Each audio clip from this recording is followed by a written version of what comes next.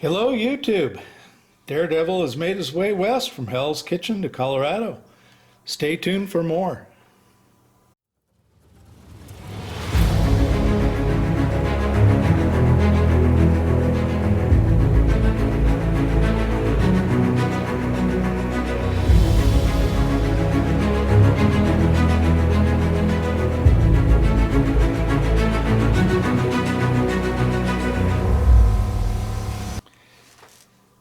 Hello, this is Dave from SpinRX Studios, and welcome to my channel. And I'm sure the character you see in front of you needs no introduction. Of course, it's Marvel's Daredevil. And specifically, this statue is made by Sideshow Collectibles. It's their premium format that they came out with, I don't know, 2-3 years ago probably. And the word premium format typically is just a reference to their quarter scale statues. And this particular version was their exclusive version, meaning it came with a extra portrait in this case, which we'll look at here shortly. And the edition size was 750 units. I've wanted a Daredevil statue for my collection for some time. And luckily one came up available locally for a good price, and also had local pickup. So I didn't have to worry about having it shipped and paying the exorbitant shipping prices that we have today, and much less I didn't have to worry about it getting broken. So I jumped at the chance, and here it is. I really like it. I'm very happy with it. And of course, Daredevil is a fictional character, obviously published by Marvel Comics, and he was created by Stan Lee and penciler Bill Everett. And supposedly Jack Kirby had some input on the design of the character. And this Daredevil's first appearance was in Daredevil number 1 from 1964. And there is a copy of the book. And Daredevil's origins, of course, stem from a childhood accident that gave him his special abilities. The character grew up in the kind of a gritty, crime-ridden, working-class Irish-American neighborhood called Hell's Kitchen in New York City. And of course, Matt Murdock is his name. And as I said, as a young boy, he was blinded by some kind of radioactive substance that fell out of an out-of-control truck. And, it's kind of funny when you think about it. There sure are a lot of industrial chemical accidents in comic books. If you think back, how many heroes and villains have been created by industrial accidents and chemical spills? I'm sure it probably ranges in at least a few dozen.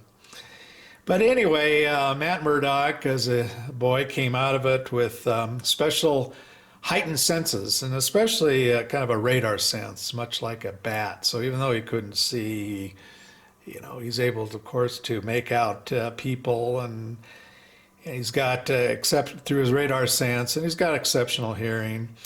And he also honed his physical skills and became a martial arts expert, and hence a big crime fighter in the Hell's Kitchen area.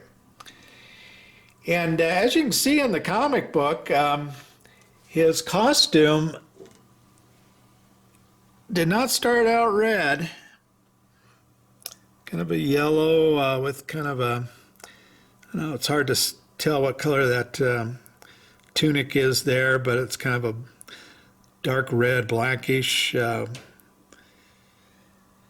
He does have the horns on his mask and cowl there. But it wasn't until issue number 7 that they switched over to their classic red costume. And here it is, and great cover with the Submariner. But anyway, I think Daredevil, for me at least, was historically a kind of a second-level character. The prices on his books, including issue number 1, lagged for a while, but recently, in the past couple of years, it's picked up. as other books, especially like Spider-Man and the X-Men and Fantastic Four, have accelerated in prices. And also there's been talk of him entering into the MCU, which I think has kind of accelerated some of the prices on his books. But anyway, let's kind of take a more closer look at the statue. All right, so the base, you can tell, it looks like he's on top of some kind of building. And as we zoom in, you'll see it's got a broken window there. Quite a lot of chips and cracks. So clearly a building that's very much in disrepair. You can see that his costume is fairly similar to his early red costume in the comic books, but they've added some cool dynamics to it, some protective gear. I think you can kind of see that's a knee pad and some protective gear on his arms and all that they've colored almost not quite black, but gives it a lot of different definition. And as we move up, there's this typical double D symbol on his chest and his traditional billy clubs. And the portrait, in this particular case, he's got kind of a sneering portrait. It looks like he's not happy and about ready to go into battle.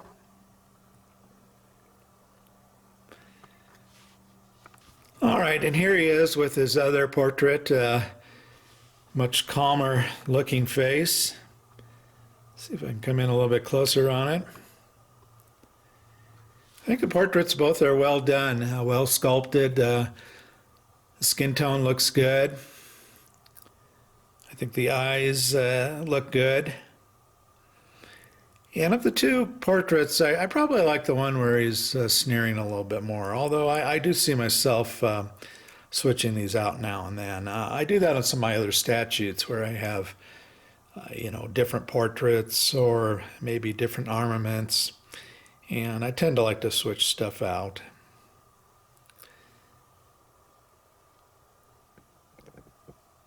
But proportionally, I think he's sculpted very well.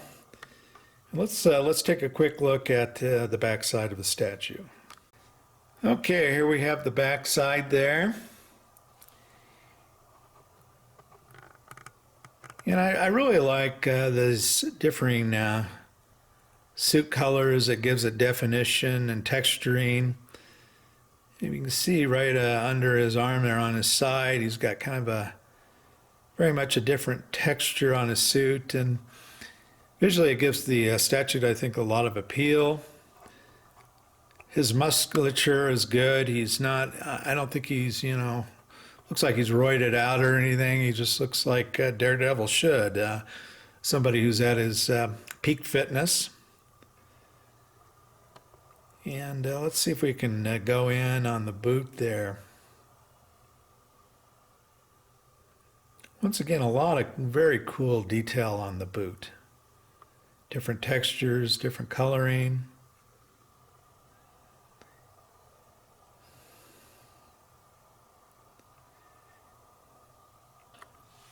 Yeah, so very happy with the piece, and I think he'll be a nice addition to my collection, and hope you all are doing well, and take care, and we'll talk to you later.